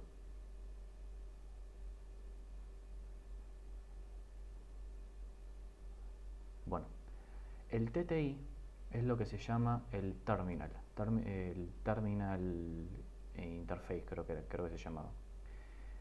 Es justamente el TTI es que tenga la capacidad de poder interactuar a nivel físico con la pantalla para que todo lo que sea una salida de información hacia la pantalla lo puedas ver vos.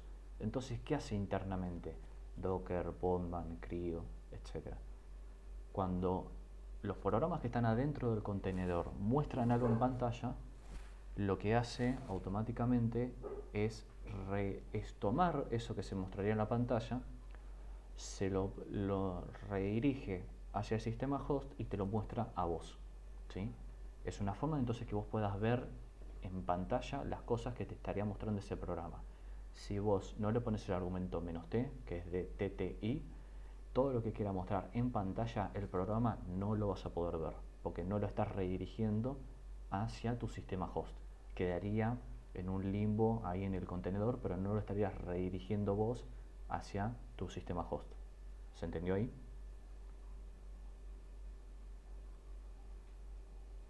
Bien.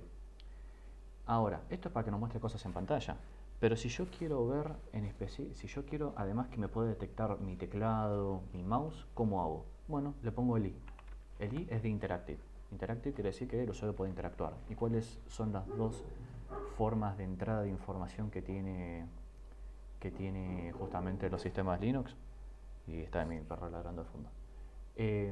Justamente el teclado y el mouse. Entonces el i de Interactive justamente permite eso, que cuando yo estoy tecleando, la entrada de información del teclado se redirija del sistema host hacia el contenedor. ¿Se entendió eso? Bien.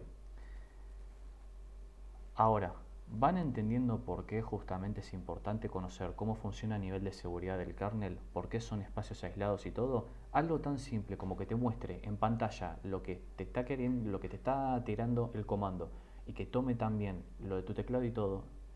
En realidad, algo tan simple como eso justamente hace un montón de redirecciones porque son espacios aislados. Esto no es magia arcana ni nada, ¿sí? Por eso mismo que les hice toda esa explicación antes.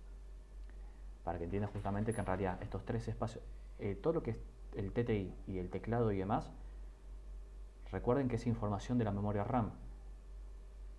¿Y dónde está almacenado? ¿Cómo funciona la pantalla, el driver de video, el driver de teclado y todo? ¿Dónde está todo eso almacenado? En la memoria RAM del kernel que está funcionando. Por eso mismo es que es importante que entiendan justamente cómo funciona. Bueno, listo. Ponemos "-ti" para que sea retrocompatible, para que sea compatible con que nos muestre cosas en pantalla y que además detecte nuestro teclado y demás cuestiones. Bueno, ahora vamos a hacer lo siguiente. ¿Recuerdan que yo les dije que puede existir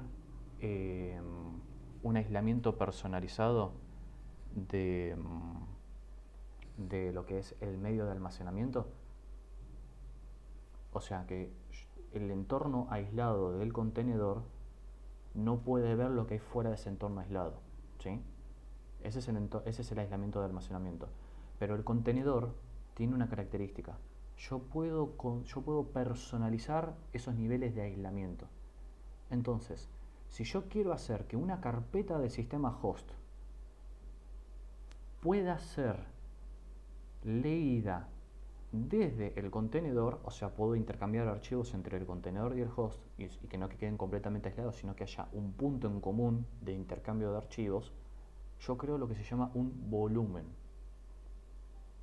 Ese volumen hace que una carpeta del sistema host sea accesible en una carpeta del contenedor. ¿Se entendió esa explicación?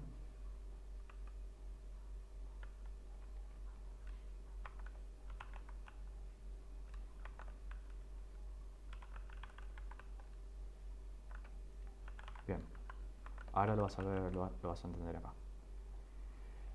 Si yo quiero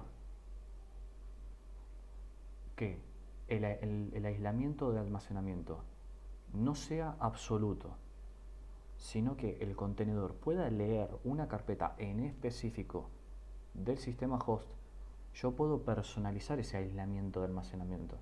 Lo puedo personalizar haciendo que o sea completo, esto que quiere decir que el contenedor no puede leer ni escribir nada en el sistema host, en ninguna carpeta, o puedo hacer que haya una carpeta en específico donde sí pueda leer y escribir esos archivos correspondientes. Eso se llama un volumen. Por ejemplo, esta carpeta del sistema host, que es en el home, mi usuario, hay una carpeta que se llama tmp. Yo quiero que esta carpeta del sistema host, el contenedor la pueda ver, acceder y modificar dentro del contenedor en una carpeta que se llame /data. ¿Se entendió mejor ahí?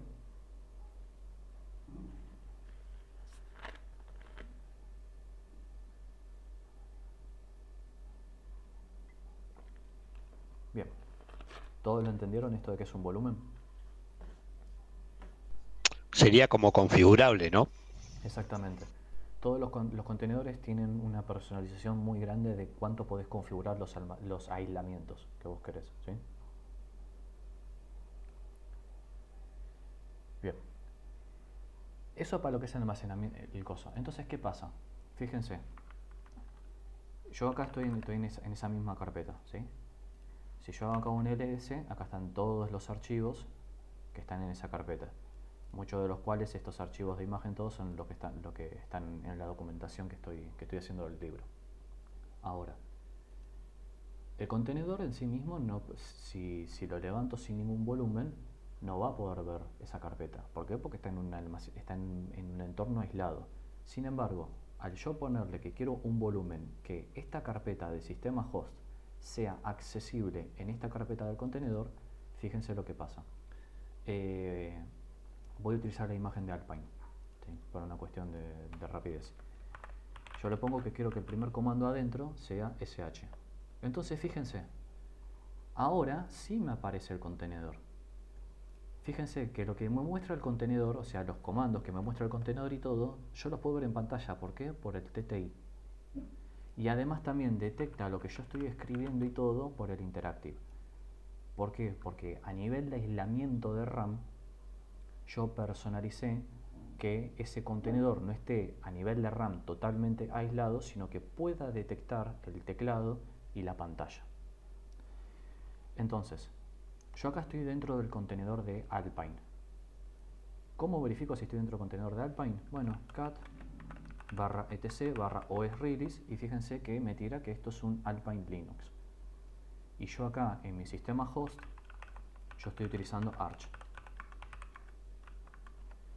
¿Sí? Estoy utilizando Arch Linux. Entonces, fíjense cómo puedo tener en un medio aislado todo un entorno específico de otra distribución. Por eso es que les digo, el contenedor tiene todo un entorno que simula como si fuera una instalación completa normal de toda la vida. Ahora, dijimos que si yo quiero acceder a esta carpeta de host desde acá del contenedor, fíjense, yo hago ls/data y fíjense que los archivos que me aparecen acá dentro de la carpeta del contenedor, que fue lo que puse acá, es exactamente la misma que los archivos que hay acá. Fíjense justamente que son los mismos archivos. Y así es como uno puede personalizar el aislamiento de almacenamiento. haciendo que sea más o menos estricto dependiendo de lo que uno necesite. ¿Se entendió hasta ahí?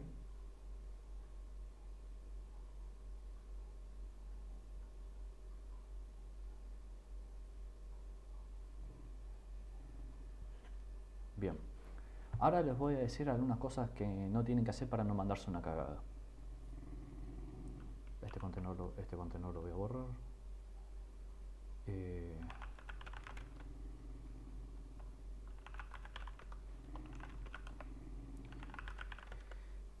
Voy a borrar este contenedor con RM 982. Listo. Ahora, ¿qué pasa? Que hacen muchos. Uno dice, bueno, yo en realidad, a ver, en vez de estar poniendo muchos volúmenes, porque se pueden poner más de un volumen, no necesariamente tiene que ser uno, se puede poner más de uno. O sea, vos pones -b, path del host, 2 puntos, path al contenedor. Y después pones -b y pones así toda la cantidad de volumen que vos quieras. Hay unos que dicen, no, ¿sabes qué? Directamente yo lo que voy a hacer es, le pongo esto. Espera un segundo. Ahí. Yo directamente le pongo esto y listo, ya está. No, ¿cómo vas a hacer esto? ¿Cómo vas a hacer esto? Hermano, ¿cómo vas a hacer esto? Estás deshabilitando por completo el aislamiento de almacenamiento. ¿Cómo vas a hacer esto? Y yo lo digo de esta forma porque he visto, no bajo mi guardia, ¿sí? Pero sí he visto en otras empresas y he sabido en otras empresas que por eso, por hacer esa burrada, han vulnerado servidores enteros. ¿Por qué? Porque si yo estoy haciendo que el root, o sea, el barra del sistema host pueda ser accedido de barra data, uno dice, sí, no, pero estás en un entorno aislado en el contenedor. No, porque si yo, mira, hago ls barra data, accedo a todo el sistema, a todos los archivos del sistema operativo host que lo está ejecutando. O sea, el aislamiento de almacenamiento se fue al carajo. ¿Se entiende?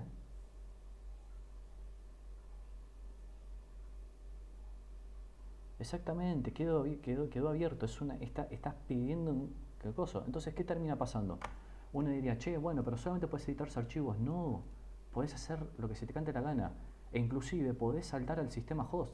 Fíjense, yo acá estoy dentro del contenedor de Alpine, ¿sí? Uno diría, bueno, a ver, si dentro de barra data tenés montado el barra del sistema operativo dentro de barra data en el contenedor, ¿cómo saltás después al sistema operativo? Fácil, con change root. Miren, yo hago change root y fíjense, salté al sistema host. Este error sáquenlo porque son diferentes shells, o sea, no hay problema. Pero fíjense que yo ahora hago barra etc o release y fíjense que salté al arch. ¿Por qué salté al arch? Porque al tener el barra disponible dentro de coso y estar el aislamiento de almacenamiento totalmente deshabilitado, yo simplemente hago un change root y listo, ya está, salté. Y ahora encima tengo permisos de root, hago lo que se me cante la gana.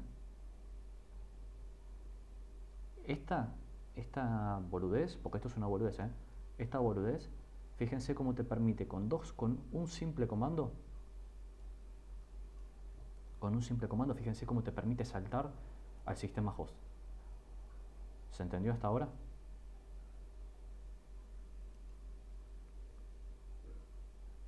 Bien. Eso por un lado. Después voy a borrar este contenedor y les voy a mostrar las últimas cositas de los contenedores, porque ya vamos a ir casi 2 horas y ya hasta me da cosa también que quitarles tanto tiempo. Ahora, otra cosa que no se tiene que hacer nunca es, cuando yo creo un contenedor, no tengo nunca que montar, no tengo que crear nunca un volumen de los directorios /proc y de los directorios /dev. ¿Por qué? Así. Porque lo que termina pasando es lo siguiente. Esto no lo voy a ejecutar porque acá... No, también lo voy a hacer. Esto de acá deshabilita el aislamiento de RAM completamente. Porque si ustedes no lo sabían, se los comento. Cuando yo hago, por ejemplo, no sé, htop o cualquier otra cosa para ver los procesos que se están ejecutando, acá creció por el tamaño de la pantalla. Cuando yo hago htop para ver los procesos que se están ejecutando o hago ps y veo todos los procesos que se están ejecutando, ¿sí? Acá creció la terminal. Un segundo. Y yo veo justamente todo lo que se está todo lo que se está ejecutando. Pasa lo siguiente. Lo que termina pasando es que lo que se está haciendo es, se está leyendo un directorio en específico, acá lo voy a agrandar un poco, que es donde está la información de todos los procesos que se están ejecutando. Y ese es /proc. Proc es la abreviatura de process. Entonces, acá está toda la información de todos los procesos que se están ejecutando en el sistema operativo. Los números es el process ID, o sea, cuál es el ID del proceso que se está ejecutando. El process ID 1 es el sysinit, que es el que inicia todos los servicios del sistema operativo, y de ahí en adelante empiezan a aumentar cada uno. Ahora, también aparece CPU info, el archivo, que es un archivo donde yo puedo ver cuál es el procesador que estoy utilizando. Aparecen, por ejemplo, file systems, en donde puedo ver justamente cuáles son los sistemas de archivos que estoy utilizando, al igual que la carpeta FS, que también es para lo mismo. Aparece driver, que justamente tiene cuáles son los drivers, o sea, los módulos del kernel que están cargados. Aparece cmdline, el cual justamente me dice cuáles las opciones con las cuales inicié el sistema operativo, o sea, el kernel del sistema operativo. Aparece crypto, con lo cual te das cuenta, mediante la lectura de este archivo, te das cuenta si la persona tiene o no cifrado el sistema operativo, o sea, el disco con el sistema operativo. Esto acá no se lo voy a mostrar, obviamente, no soy boludo. Memory info, para saber cuál es la información de la memoria RAM. Uptime, que te dice hace cuánto se está ejecutando este sistema operativo. Por lo tanto, si yo hago uptime, esta información que me está dando acá, este comando la saca de /proc /uptime, de este archivo lo saca, ¿sí? Si yo hago un cat al archivo uptime, fíjense que aparece en una versión, en una forma numérica, la misma información que está acá. Simplemente lo que hace uptime es agarrar esta información de ese archivo y te lo deja en una forma humanamente leíble. Todo esto es todo lo que está en la RAM. Y en /dev están todos los dispositivos físicos que el kernel del sistema operativo ha reconocido y demás, ¿sí? Por eso es que aparecen tantos TTI también. Significa que yo tengo 531... significa que yo tengo 31 pantallas, perdón, significa que yo tengo 63 pantallas conectados. No, los TTI pueden ser también pantallas virtuales, ¿sí? Y como yo tengo muchos contenedores acá en esta máquina, es que cada uno de estos TTI lo está utilizando también un contenedor. Por esto que habíamos dicho de el TTI acá, para poder ver lo que ejecuta un contenedor. Entonces, si en este lugar está el tema de los procesos y acá está el tema de los dispositivos, o sea, toda la parte de RAM, si yo hago esto, estoy deshabilitando todo el aislamiento de RAM en el contenedor. Entonces, fíjense cómo si yo ahora en el contenedor de Alpine hago ls/data, que es donde yo monté el proc del sistema operativo dentro del data, fíjense que mira, puedo ver todos los procesos que se están ejecutando en el sistema host fuera del contenedor. Y si yo hago un ls a data 2, mira, puedo ver todos los dispositivos físicos que tiene el host donde se está ejecutando el contenedor. Este es el dev del sistema operativo. Comparémoslo contra el del contenedor. Fíjense la poca información que tiene el contenedor, o sea, solamente tiene lo mínimo y necesario para poder funcionar como un entorno aislado, y acá fíjense la cantidad de información de dispositivos físicos que tiene el sistema host. ¿Se entiende la diferencia? ¿Y por qué nunca tienen que montar /proc y /dev en el contenedor?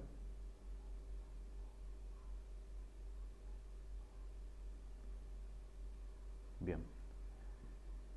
A ver, puede llegar a pasar, porque a mí me ha pasado tratando de utilizar la placa de video en el contenedor para utilizarlo en algunas cosas de IAs generativas, de imágenes y demás, porque algunas imágenes del libro las usé utilizando Focus, entonces necesitaba que el contenedor donde se está utilizando Focus pudiera utilizar la placa de video de NVIDIA. He tenido que este archivo específico de /dev, que es la placa de video, que identifica la placa de video, sea accesible desde el contenedor. Pero es un solo archivo, no montaba la carpeta entera directamente.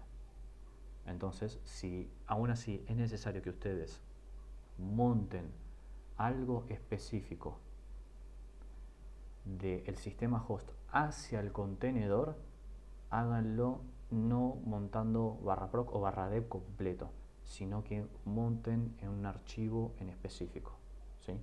Sean lo más estrictos posibles, porque realmente no se dan una idea de cuántas veces un contenedor vulnerado que tenía estas boludeces, tanto la parte de RAM como lo que les mostré antes del aislamiento de almacenamiento, cuántas veces un contenedor vulnerado en donde el atacante hubiera quedado dentro del contenedor y no hubiera podido hacer mucho más, terminaba saltando al sistema host y de repente, bueno, iba a decir una vulgaridad, ¿no? Pero se entiende. No saben cuántas veces ha pasado. Por suerte nunca pasó bajo mi guardia, porque yo soy así bastante estricto con las normas que yo voy bajando al resto de equipos y demás. Sí, porque ten en cuenta que, a ver, todo lo que esté dentro de /dev y todo lo que esté dentro de /proc son archivos. El kernel lo disponibiliza al resto del sistema operativo en forma de archivos, pero esos archivos en realidad están en la memoria RAM, ¿sí? Simplemente en vez de estar en el SSD, en el HDD o en el que sea, están en la memoria RAM. El kernel te redirige de forma transparente a un lugar o en otro según donde esté ese archivo. Bueno, y después lo último, ya para dejarlos tranquilos por el día de hoy, es el aislamiento de red. ¿Recuerdan lo que yo les dije?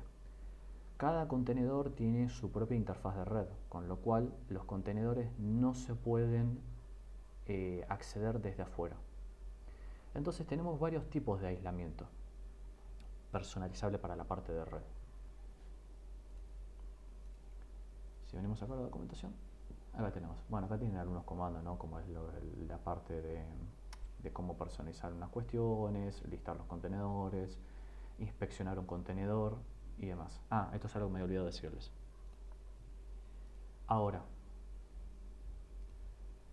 bueno, a ver, ya fueron entendiendo estas cosas y todo. Ok, pero está bien, pero acá nos mostraste cuando se crea un contenedor. ¿Cómo auditamos? Y esto es una cosa también que a esto les sirve para ustedes auditar a nivel de seguridad. ¿Cómo auditamos que un contenedor que ya fue creado anteriormente no tenga estas cagadas? Bueno, primero hagan un ps-a para ver cuál es el ID del contenedor que quieren auditar. Este es el caso del nuestro, el que nosotros queremos auditar. Copian el ID y ahora hacen lo siguiente. Ponen inspect, o sea, pon docker clear inspect, y ponen el ID del contenedor. Acá les está tirando toda la configuración de ese contenedor. Toda la configuración de ese contenedor. Ustedes acá pueden ver todo. Primero, cuál es el ID completo de ese contenedor. No la versión corta, sino la versión completa. Les digo una cosa. Este ID de acá, ¿a qué les suena? Y si aprobaron todos criptografía, por favor, que tienen que saber responder. Exactamente. Esto es un hash. Y este hash está sacado en SHA-256. Bueno. Después te indica también entre el inspect cuándo fue creado este contenedor.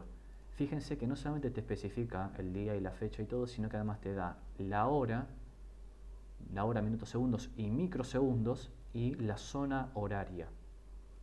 Eso es importante. Y después, ¿cuál es el primer comando que se ejecuta en ese contenedor? En este caso, SH, por la shell. Bueno, fíjense, Podman soporta, y que les dije, cumple con el estándar OSI. ¿Con qué versión del estándar OSI está cumpliendo este contenedor creado por Podman? Con la versión 1.2. ¿Cuál es el estado? Exited. ¿Está corriendo? No. ¿Está pausado? Tampoco. ¿Se está reiniciando? Tampoco. ¿Murió por un crasheo? No. ¿Cuál es el process ID de este contenedor? 0. Si el process ID está en 0, quiere decir que este contenedor no se está ejecutando. Bueno, ¿cuál es el hash, también en SHA-256, de la imagen que se está utilizando? Es este de acá, o sea, el ID de la imagen. Fíjense que acá tienen otro hash en SHA-256 también, pero de otra cosa de la imagen. Bueno, a ver, en vez del ID de la imagen, ¿cuál es el nombre de la imagen que se utilizó? Se utilizó este repositorio, esta imagen y esta versión en específica. Acá tienen un montón de cosas, otras configuraciones y demás. Acá tienen cuál es el nombre de ese contenedor, ¿sí? Lo mismo que cuando ustedes hacen ps-a, que les tira acá los nombres. Bueno, estos nombres de acá son sacados automáticamente de esta parte del inspect. ¿Cuál es el driver que utiliza para crear los medios de almacenamiento? ¿Sí? En Linux hay varios drivers, el más común y el más utilizado es Overlay, pero está también el de systemd, hay otros. Acá están las capabilities. Las capabilities son justamente esto es muy llevado a muy bajo nivel, ¿sí? Pero esto es qué aislamientos son creados y cuáles son las cosas que incluso desde adentro del contenedor se puede hacer se le puede solicitar al kernel del sistema operativo. Esos son los capabilities, o sea, las capabilities son las capacidades, justamente.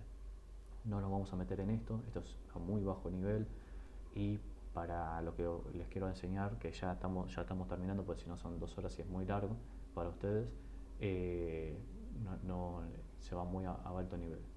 Pero acá quiero que miren una cosa. Miren, acá tienen ustedes los puntos de montaje. Entonces, fíjense, el source /proc del sistema host, ¿dónde está montado? En /data. Entonces, ustedes mirando acá la parte de mounts y mirando cuáles son los source y los destinations de cada uno, ustedes pueden evaluar si alguien hizo una cagada y deshabilitó el aislamiento de disco completo o el aislamiento de RAM, ¿sí? En forma del /proc y /dev. ¿Esto se entiende?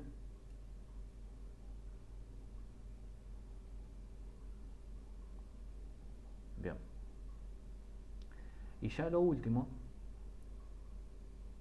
exactamente, si vos ves esto así, o directamente ves que en source aparece solamente barra, listo, anda sacando screenshot, anda elevando esto con tu jefe y todo, porque alguien se mandó una cagada bastante fuerte, si es que montaron el barra completo en el contenedor.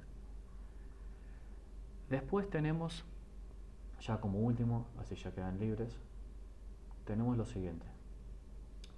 Fíjense que acá tenemos toda la parte del aislamiento de red. Todo esto de acá es la parte del aislamiento de red. Y directamente les voy a mostrar en la documentación, así hacemos más rápido y ya no los termino quemando. Igualmente acá tienen las cosas mucho más en detalle, cómo copiar archivos desde un contenedor hacia el sistema host, o cómo copiar archivos hacia el contenedor del sistema host. Acá tienen todo, cómo hacerlo, cómo guardar un contenedor que ya está en funcionamiento y lo modificaron, cómo lo podés guardar eso en una imagen. Bueno, listo, acá tenés cómo renombrar una imagen, cómo listar los volúmenes que hay, lo podés hacer acá, está poniendo volume ls, etc.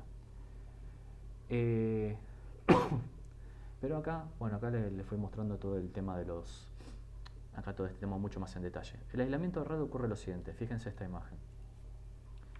que esto no cosa.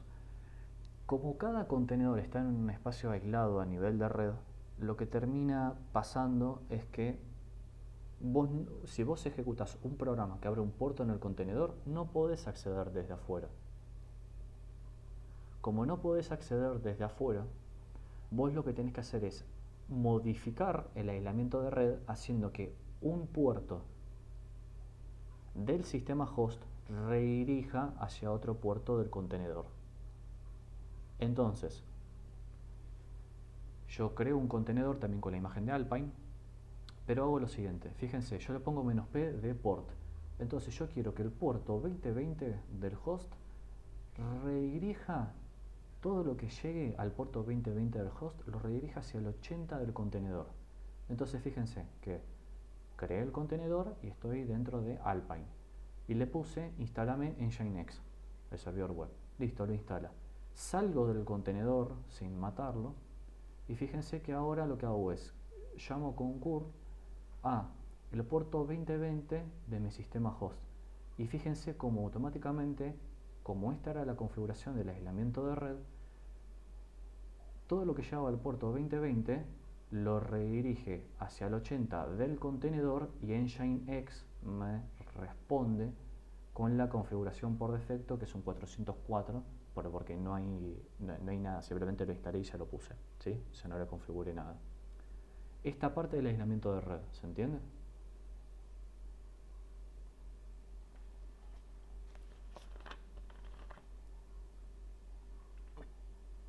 Bien. Entonces, exponer determinados puertos es la forma correcta de modificar el aislamiento de red. Porque si vos querés deshabilitar completamente el aislamiento de red, tenés que ponerle --network host. En vez de poner -p y demás, pones --network host. Entonces, ¿qué va a pasar? El aislamiento de red se deshabilita y el contenedor el contenedor está adjunto a la interfaz de red directa del sistema operativo. Por ende, esto yo no lo recomiendo porque lo que termina pasando es lo siguiente. Si el contenedor es vulnerado y yo estoy adentro del contenedor, como el aislamiento de red está deshabilitado, ok, hago desde dentro del contenedor, empiezo con curl y empiezo a probar puertos, el puerto 22 y demás. Y así, de esa manera, a pesar de que esté dentro del contenedor, me puedo dar cuenta cuáles puertos están abiertos o no en el sistema host, porque el aislamiento de red está deshabilitado. Y a nivel de red estoy como si fuera el sistema host, porque está deshabilitado ese aislamiento. Entonces yo empiezo a probar puertos en el contenedor directamente. Empiezo a probar puertos, así a 127.0.0.1, porque no estoy pegando contra el contenedor, estoy pegando contra el host directamente porque el aislamiento de red está deshabilitado. Bueno, entonces quiero garantizar mi persistencia. Si el aislamiento de red estuviera solamente puertos específicos del host hacia el contenedor, lo que terminaría pasando es que si yo logro vulnerar el contenedor y quiero abrir un troyano y demás, para conectarme desde afuera hacia ese contenedor vulnerado, no voy a poder conectarme. ¿Por qué? Porque en este caso son puertos específicos, no son todos los puertos, sino que son puertos específicos.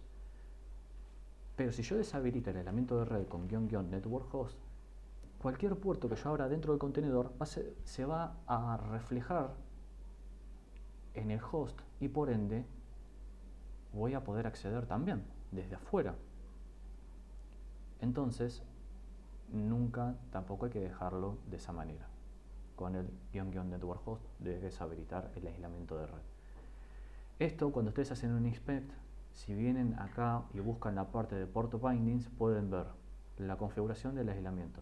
En este caso es el puerto 80 del contenedor, perdón, lo digo de esta forma, el puerto 2020 del host redirige hacia el 80 del contenedor. ¿Esta parte se entendió?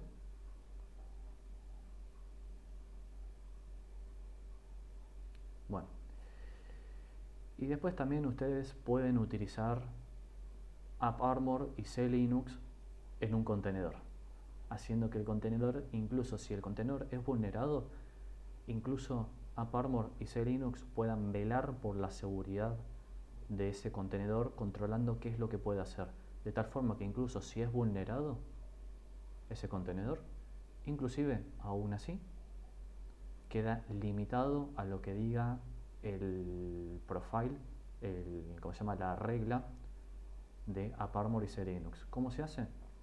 Simple, cuando vos pones run y creas el contenedor, por eso que puse varios puntos como para no estar repitiendo todo, tenés que poner --security op y ahí pones AppArmor igual y pones el nombre del perfil de AppArmor para ese contenedor. Entonces ahora AppArmor va a estar controlando incluso qué es lo que quiere hacer ese contenedor. Y de esa manera podés securizarlo. Esto se puede deshabilitar al completo si vos en vez de ponerle perdón, en vez de ponerle AppArmor y demás, le pones label nested, lo estás deshabilitando. Y esto es peligrosísimo. ¿Por qué? Porque si vos le pones esto a un contenedor, estás deshabilitando el aislamiento de RAM, otra parte del aislamiento de RAM estás deshabilitando, porque hay muchas formas, hay muchos puntos de entrada de la RAM.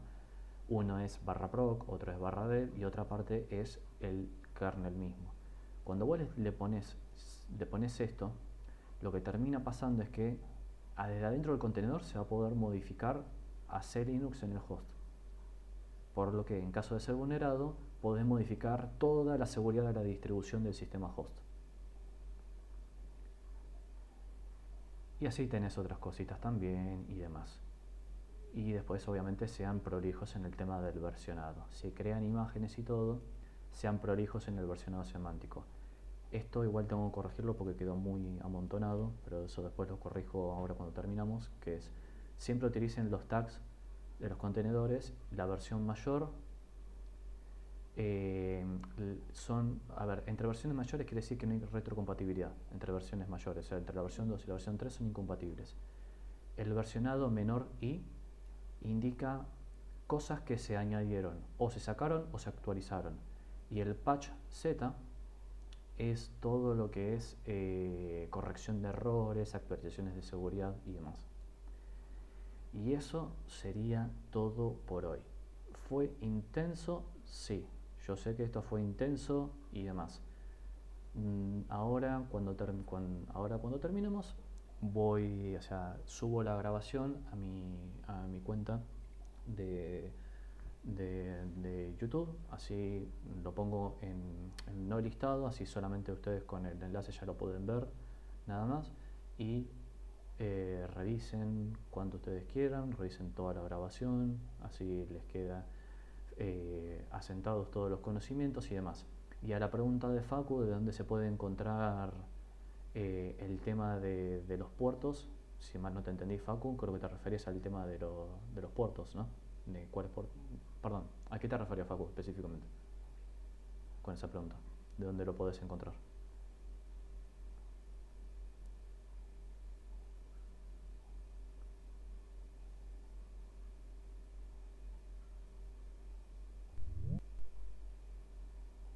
Bueno, Facu, cualquier cosa, comentá ahí en el grupo, que era a lo que te refieres específicamente y te lo contesto.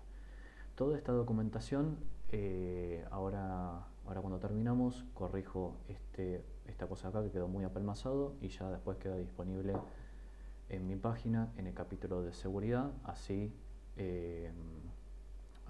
esto después, además del video, esto ya acceden desde el celular donde sea y también pueden volverlo a leer.